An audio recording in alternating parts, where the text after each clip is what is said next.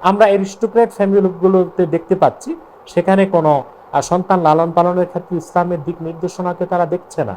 সন্তান ও লেভেল এ লেভেল পাশ করে এখন এরা কিশোর গ্যাঙ্গে ঢুকতেছে। তার কারণ হচ্ছে বাবা মা ছোটকাল থেকে তাদেরকে এত অবাধ সুযোগ দিয়েছে, তারা যা খুশি তা করেছে, এখন আর তারা কোনো আইন কানুন শাসন মানতে প্রস্তুত না। আমাদের দেশে পড়ানো হয় ঠাকুরমার ঝুলি, রূপকথার গল্প, ছোটকাল থেকে মিথ্যা অভ্যাস গড়ে তোলা হয়, মিথ্যা কিভাবে বানাতে হয়। ইসলাম এটাকে পছন্দ করে না, বরং ইসলাম তারবিয়াতুল আকলিয়ার মাধ্যমে সন্তানকে যে শিখাতে বলেছে যে সন্তান আল্লাহর কুদরত নিয়ে চিন্তা করবে, আল্লাহর সৃষ্টি নিয়ে চিন্তা করবে, পৃথিবী নিয়ে চিন্তা করবে, মানুষের সমস্যা নিয়ে চিন্তা করবে, সমস্যার সমাধান নিয়ে চিন্তা করবে। এই নিদর্শন সমূহগুলো দেখার দ্বারাই কিন্তু তার মধ্যে বিজ্ঞান মনস্ক ভাব চলে আসবে, সে আকেল হবে, সে জ্ঞানী হবে, তার মেধার বিকাশ ঘটবে। মানুষ যখন দেখে তখন চিন্তা করে, যখন চিন্তা করে তখন তার জ্ঞানের বিকাশ ঘটে।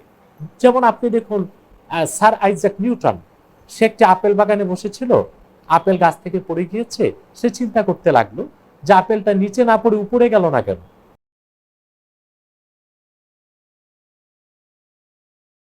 ইসলামী তরিকায় সন্তান লালন পালনের বিষয়টি অত্যন্ত গুরুত্বপূর্ণ এবং তাৎপর্য বহন করে। সত্যিকার অর্থে একজন সফল পিতামাতা ততক্ষণ সফল হবে না যতক্ষণ না তাদের সন্তানগুলোকে আদর্শ সন্তান হিসেবে গড়ে তুলতে না পারবে। আর কোরআন সুন্নাহ ভিত্তিক ইসলামী আদর্শের ছোঁয়া ছাড়া কখনোই আদর্শ সন্তান কল্পনা করা যেতে পারে না।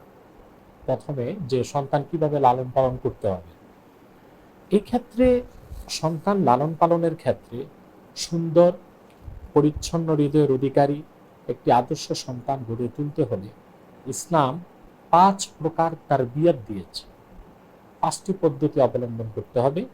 তার একটি হলো তারবিয়াতুল ঈমানিয়া, অর্থাৎ ঈমানের তারবিয়ত দিতে হবে সন্তানকে। সেটা কিভাবে? আল্লাহ রাসূল সাল্লাল্লাহু আলাইহি সাল্লাম একেবারে মায়ের পেট থেকে জন্মের পর থেকে ইসলাম তারবিয়ত বা লালন পালনের সুস্পষ্ট দিক নির্দেশনা দিয়েছে।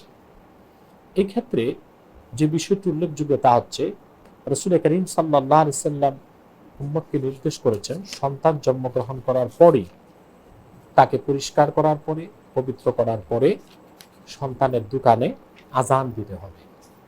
এটা সুন্নতের অন্তর্ভুক্ত এবং এ ব্যাপারে রাসূল করিম সাল্লাল্লাহু আলাইহি সাল্লাম ইরশাদ করেছেন যে তোমরা সন্তানকে প্রথম, যে হাদিসের মধ্যে যেটা এসেছে ইমাম হাকিম বর্ণনা করেছেন আব্দুল্লাহ বিন আব্বাস রাদিয়াল্লাহু তাআলা আনহুমা থেকে, তিনি বলেন আল্লাহ রাসূল সাল্লাল্লাহু আলাইহি ওয়াসাল্লাম ইরশাদ করেছেন ইফতাহু আলা সুবয়ানিকুম আউয়ালা কালিমাতিন বিলা ইলাহা ইল্লাল্লাহ মুহাম্মাদুর রাসূলুল্লাহ সাল্লাল্লাহু আলাইহি ওয়াসাল্লাম, যে সর্বপ্রথম তোমাদের সন্তান ছেলে হোক মেয়ে হোক নবজাতকের কানে প্রথম কালেমা যা উচ্চারণ করবে তোমরা তা হচ্ছে লা ইলাহা ইল্লাল্লাহ মুহাম্মাদুর রাসূলুল্লাহ সাল্লাল্লাহু আলাইহি ওয়াসাল্লাম। তবে যখন আজান দেওয়া হবে, ডান কানে বাম কানে ইকামত দেওয়া হবে, তখন স্বাভাবিকভাবেই সে তাওহীদ ও রিসালাতের মূল বাক্যগুলো শুনবে। মুহাক্কিকিনগণ বলেন যে নবজাতকের কানে, ডান কানে বাম কানে তাকে যখন এই তাওহীদের কথা শোনানো হবে, রাসূলুল্লাহর রিসালাতের পেগাম শোনানো হবে, আজান ও ইকামতের মাধ্যমে তার মন মস্তিষ্কে তাওহীদ ও রিসালাতের বিশ্বাস গেঁথে যাবে। পরবর্তীতে কখনো তার নাস্তিক, অবিশ্বাসী বা সংশয়বাদী হওয়ার সম্ভাবনা থাকে না বা থাকবে না। এটা হচ্ছে প্রথম গুরুত্বপূর্ণ কাজ। তারপর লালন পালনের ক্ষেত্রে আমরা দেখতে পাই আল্লাহর আখেরি নবী মুহাম্মদ সাল্লাল্লাহু আলাইহি সাল্লাম ১,৫০০ বছর আগে যে সুমহান আদর্শ আমাদের জন্য রেখে গিয়েছেন, যে কথা আল্লাহ কোরআন কারীমে বলেছেন লাকাদ কানা লাকুম ফি রাসূলিল্লাহি উসওয়াতুন হাসানাহ, নিশ্চয়ই মুহাম্মদ সাল্লাল্লাহু আলাইহি সাল্লামের মধ্যেই রয়েছে তোমাদের জন্য সর্বোত্তম আদর্শ। একজন শিশুকে কিভাবে লালন পালন করতে হয় সেই শিক্ষাটাও রাসূল করিম সাল্লাল্লাহু আলাইহি ওয়াসাল্লাম দিয়ে গিয়েছেন। আকল আসার আগ পর্যন্ত মুহাক্কিকদের মতে বাচ্চাদের আকল চলে আসে 4 বছরে, অর্থাৎ কিছু বুঝার শক্তি চলে আসে তাদের মধ্যে, এবং 4 বছর থেকেই তাদের আইকিউ, ইন্টেলিজেন্ট কোয়েশ্চন বাড়তে থাকে, অর্থাৎ কোনো কিছু মুখস্থ করা, কোনো কিছু বুঝতে পারা, কোনো কিছু অ্যানালাইসিস করা, অবজার্ভ করার জ্ঞানগুলো চলে আসে। 4 বছরের আগ পর্যন্ত শিশু বাচ্চাদের বা এরপরেও আল্লাহ রাসূল সাল্লাল্লাহু আলাইহি ওয়াসাল্লামের আদর্শ থেকে আমরা দেখতে পাই তাদেরকে সবসময় আনন্দে রাখতে হবে যেন তাদের মানসিক বিকাশ ঘটে। অর্থাৎ তাদেরকে বেহুদা ধমক দেওয়া যাবে না, কারণ তখনও তাদের আকল আসে নাই, পরিপক্কতা আসে নাই। সেজন্য তাদেরকে সবসময় খুশি এবং তাদেরকে আনন্দ দিয়ে রাখতে হবে। এর মাধ্যমে তাদের মনের বিকাশ ঘটবে এবং মেধার বিকাশ ঘটবে। এ ব্যাপারে হাদিসের মধ্যে আমরা দেখতে পাই যে রাসূল করিম সাল্লাল্লাহু আলাইহি সাল্লাম ছোট বাচ্চাদেরকে ভালোবাসতেন। ইয়াতাহাব্বাবু ইলাল আতফাল ওয়া ইয়ালআবু মাআহুম। আল্লাহ রাসূল সাল্লাল্লাহু আলাইহি সাল্লাম বাচ্চাদেরকে দেখলে মুচকি হাসি দিতেন এবং তাদের সাথে রাসূল করিম সাল্লাল্লাহু আলাইহি ওয়াসাল্লাম কখনো কখনো যেটাকে বলা হয় মাজাক, বৈধ মাজাক, অর্থাৎ এটা নিছক কোনো কৌতুক না, রাসূল করিম সাল্লাল্লাহু আলাইহি ওয়াসাল্লাম তাদের সাথে যে হাসি খুশি আচরণ দেখাতেন, সেখানেও তাদের জন্য থাকতো ব্যাপক শিক্ষা। তো শুধু তাই না, আমরা হাদিসে দেখতে পাই রাসূল করিম সাল্লাল্লাহু আলাইহি ওয়াসাল্লাম হাসান এবং হোসেন রাদিয়াল্লাহু তাআলা আনহুমাকে এবং আল্লাহ রাসূল সাল্লাল্লাহু আলাইহি ওয়াসাল্লামের মেয়ের ঘরের নাতনি হযরত উমামা, ওনাকে তাদেরকে আল্লাহ রাসূল সাল্লাল্লাহু আলাইহি ওয়াসাল্লাম মসজিদ নববীতে নিয়ে যেতেন, এমনকি নামাজের সময় তাদেরকে কাঁধে বসাতেন। কতটা আনন্দ রাসূল করিম সাল্লাল্লাহু আলাইহি ওয়াসাল্লাম শিশু বাচ্চাদেরকে দিতেন। হাদিসের মধ্যে এসেছে ওয়ায়াজআলুহুম আলা আতিকিহি ফি সালাতিহি ফাইন সাজাদা ওয়াদাআহুম আলাল আরদি ওয়া ইন কামা রাফাআহুম। রাসূল করিম সাল্লাল্লাহু আলাইহি ওয়াসাল্লাম নামাজ পড়ার সময় এই ছোট বাচ্চাদেরকে, হাসানকে, হোসেনকে, উমামাকে পিঠে চড়িয়ে নিতেন, সাজদা যাওয়ার সময় নামিয়ে দিতেন, উঠার সময় আবার পিঠে উঠাতেন। এর অর্থ কি? এর অর্থ রাসূল করিম সাল্লাল্লাহু আলাইহি ওয়াসাল্লাম আমাদের জন্য আদর্শ রেখে গিয়েছেন, মানব জাতির জন্য, যে ছোট অবুঝ বাচ্চাদেরকে প্রচন্ড আনন্দ দিতে হবে যেন তাদের মানসিক বিকাশ ঘটে, মনের বিকাশ ঘটে। কিন্তু ছোটকালেই যদি কচি মনে আমরা রুক্ষতা, রাগ, প্রচন্ড গুসা, ক্রোধ এগুলো প্রকাশ করি তাদের সাথে, তাহলে এগুলো তাদের মানসিকভাবে ক্ষতিগ্রস্ত করবে। তারাও তখন ছোটকাল থেকে গড়ে উঠবে অ্যাগ্রেসিভ হিসেবে এবং তাদের অ্যাটিটিউড অনেকটা রুক্ষ হয়ে যাবে। বড় হলে এই প্রভাব থেকে কখনো তারা মুক্ত হতে পারবে না। তারপর যখন ছোট বাচ্চাদের, ছেলে হোক মেয়ে হোক, 4 বছর বয়স পার হয়ে যাবে, তখন কি শিখাতে হবে? এ ব্যাপারে একটি হাদিস এসছে মোজাম তাবারানীতে। হাদিসের প্রয়োজনীয় অংশটুকু আমি বলছি আমার স্মৃতি থেকে, কারণ আমি অনেক আগে পড়েছি, এখন তো না দেখে পুরাটা পড়া যাবে না, স্মৃতি থেকে যতটুকু মনে আছে ততটুকু শোনাচ্ছি। আন আলী বিন কাররামাল্লাহু ওয়াজহা আনিন নবী সাল্লাল্লাহু আলাইহি ওয়াসাল্লাম আন্নাহু قال আদিবু আওলাদাকুম বিথালাসি খিসাল হুব্বি নাবিয়্যিকুম ওয়া আলি বাইতিহি ওয়া তিলাওয়াতিল কুরআন। আল্লাহ রাসূল সাল্লাল্লাহু আলাইহি ওয়াসাল্লাম ইরশাদ করেছেন, তোমরা তোমাদের সন্তানদেরকে, ছেলে হোক মেয়ে হোক, তাদেরকে 3টি অভ্যাস শিক্ষা দাও। তার প্রথমটি হলো যে হুব্বি নাবিয়্যিকুম, তোমাদের নবী অর্থাৎ আমি মুহাম্মদ সাল্লাল্লাহু আলাইহি ওয়াসাল্লামের ভালোবাসা তাদেরকে শিখাও। ওয়া আলি বাইতি, এবং আমার বংশধরের ভালোবাসা শিখাও। ওয়া তিলাওয়াতিল কুরআন, এবং কোরআন তেলাওয়াত তাদেরকে শিখাও। এই হাদিসকে পর্যালোচনা করলে আমরা দেখতে পাই যে আকল চলে আসে 4 বছর বয়স থেকেই, আর তখন থেকেই তাদের অন্তরে আল্লাহ রাসূল মুহাম্মদ সাল্লাল্লাহু আলাইহি ওয়াসাল্লামের ভালোবাসার কথা গেঁথে দিতে হবে। কারণ ইসলাম ও ঈমানের মূল হচ্ছে রাসূল করিম সাল্লাল্লাহু আলাইহি ওয়াসাল্লামের মুহাব্বত, ভালোবাসা। হাদিসের জন্য এসেছে আলা লা ঈমানা লিমান লা মুহাব্বাতা লাহু সাল্লাল্লাহু আলাইহি ওয়াসাল্লাম। সাবধান, জেনে রেখো, আল্লাহ রাসূলের ভালোবাসা যার অন্তরে নেই তার ঈমান নেই। তাহলে প্রথমেই রাসূল করিম সাল্লাল্লাহু আলাইহি ওয়াসাল্লামের ভালোবাসা যদি সন্তানের অন্তরে গেঁথে দিতে হয়, তাহলে বাচ্চাকালে তারা তো বই পড়তে পারে না, তাদেরকে আল্লাহ রাসূল সাল্লাল্লাহু আলাইহি ওয়াসাল্লামের জীবনী, সিরাত মুবারক থেকে ঘটনা শোনাতে হবে। উহুদ যুদ্ধের কথা, বদর যুদ্ধের কথা, আল্লাহ রাসূল সাল্লাল্লাহু আলাইহি ওয়াসাল্লামের বাল্যকালের কথা, আল্লাহ রাসূল সাল্লাল্লাহু আলাইহি ওয়াসাল্লামের হিজরতের কথা, আল্লাহর তাওহীদ ও দ্বীনকে প্রতিষ্ঠা করতে যে আল্লাহ রাসূল মুহাম্মদ সাল্লাল্লাহু আলাইহি ওয়াসাল্লাম কতটুকু কষ্ট করেছেন, বিশেষ করে গোটা বিশ্ব মানবতার কল্যাণ ও মুক্তির জন্য আল্লাহ রাসূল মুহাম্মদ সাল্লাল্লাহু আলাইহি ওয়াসাল্লাম যে দ্বীন ইসলাম নিয়ে এসেছেন আল্লাহর পক্ষ থেকে মুহাম্মদ সাল্লাল্লাহু আলাইহি ওয়াসাল্লাম, এই কথাগুলো তাদেরকে বসিয়ে বসিয়ে শোনাতে হবে। এর মাধ্যমে তাদের অন্তরে আল্লাহ রাসূল সাল্লাল্লাহু আলাইহি ওয়াসাল্লামের ভালোবাসা জেগে উঠবে এবং আহলে বাইতের ভালোবাসা তাদের অন্তরে জাগাতে হবে। এবং একটু পরিণত বয়স হলেই, অর্থাৎ 7 বছর বয়সের আগেই সন্তানকে কোরআন তেলাওয়াত শিখিয়ে ফেলতে হবে। আল্লাহর কোরআনের সাথে যখন একটি কমিউনিকেশন হয়ে যাবে, তখন ধীরে ধীরে ঈমানের নূর সন্তানের কচি মনে উদ্ভাসিত হতে থাকবে। এটা হচ্ছে লালন পালনের প্রথম শর্ত। তারপরে হচ্ছে দ্বিতীয় হচ্ছে আত-তারবিয়াতুল খুলুকিয়াহ, অর্থাৎ চারিত্রিকভাবে তাকে দীক্ষা দেওয়া। প্রথমে হচ্ছে সন্তানকে ইমানের দীক্ষায় দীক্ষিত করা, ইমানের ক্ষেত্রে লালন পালন।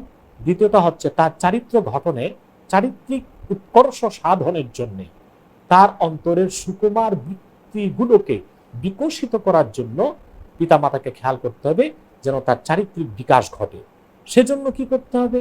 সেজন্য প্রথমেই 7 বছর বয়স তখন হয়ে গেছে, আমি যেভাবে ধারাবাহিকভাবে বলছি সন্তান লালন পালনের ক্ষেত্রে, তখন তাকে নামাজে শিক্ষা দিতে হবে।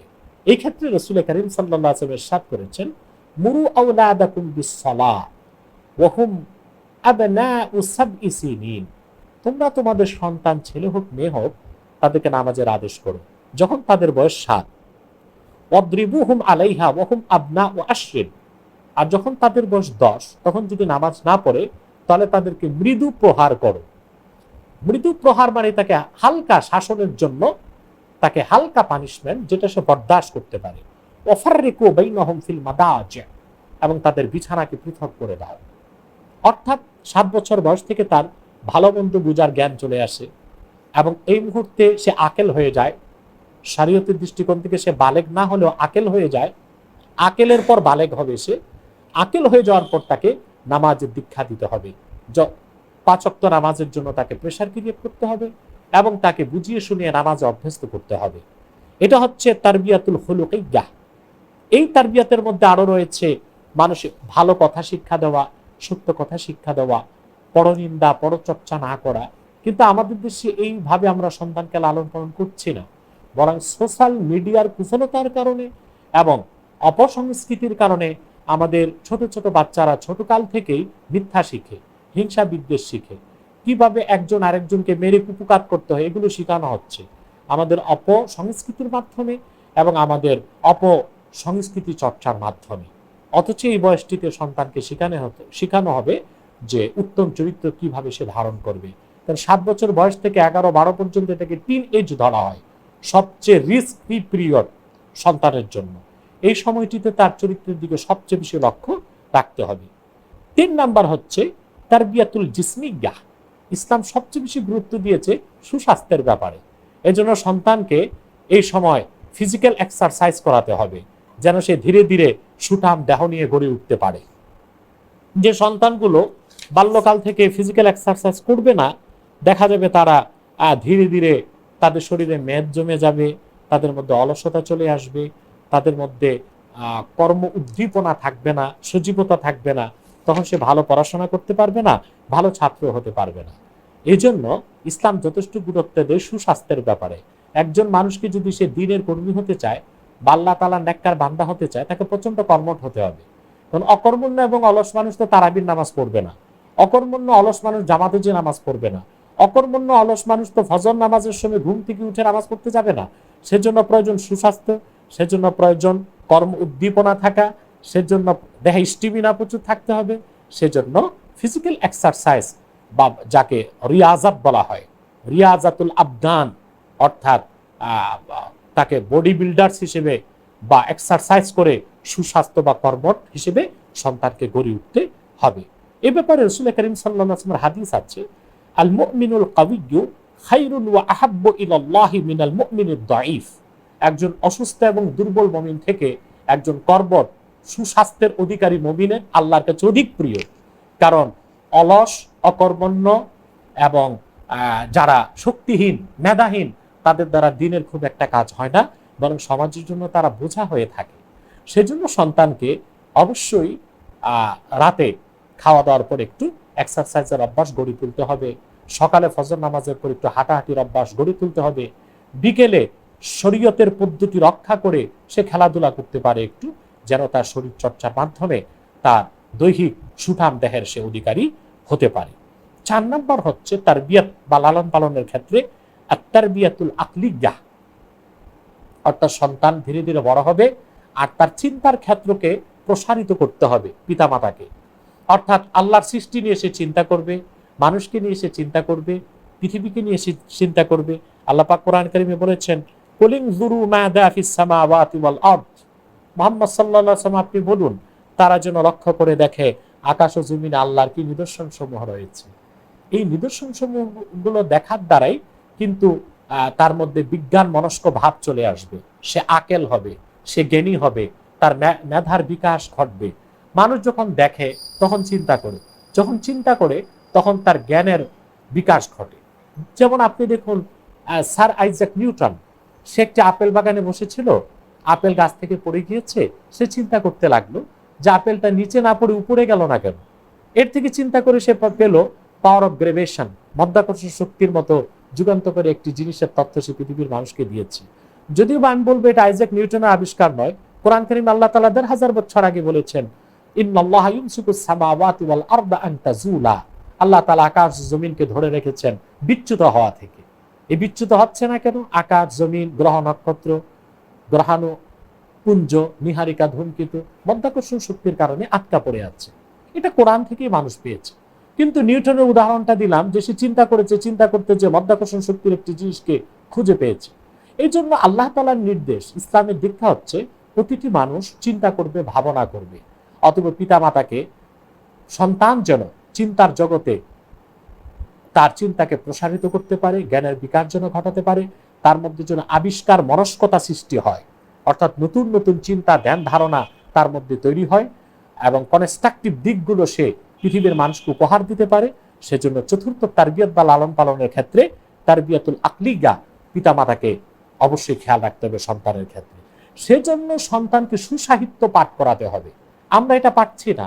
দেখা যায় আমাদের দেশে, ইউরোপ আমেরিকাতে দেখা যায় হ্যারর উপন্যাস পড়ানো হয়, ভূত কিভাবে কি করেছে সব ভূতের গল্প শেখানো হয় বাচ্চাদেরকে। এর মাধ্যমে সন্তানগুলো ফ্যারোসিয়াস হয়ে যাচ্ছে। আমাদের দেশে পড়ানো হয় ঠাকুরমার ঝুলি, রূপকথার গল্প, ছোটকাল থেকে মিথ্যা অভ্যাস গড়ে তোলা হয়, মিথ্যা কিভাবে বানাতে হয়। ইসলাম এটাকে পছন্দ করে না, বরং ইসলাম তারবিয়াতুল আকলিয়ার মাধ্যমে সন্তানকে যে শিখাতে বলেছে যে সন্তান আল্লাহর কুদরত নিয়ে চিন্তা করবে, আল্লাহর সৃষ্টি নিয়ে চিন্তা করবে, পৃথিবী নিয়ে চিন্তা করবে, মানুষের সমস্যা নিয়ে চিন্তা করবে, সমস্যার সমাধান নিয়ে চিন্তা করবে। সেজন্য তাকে সুসাহিত্য পাঠ করাতে হবে।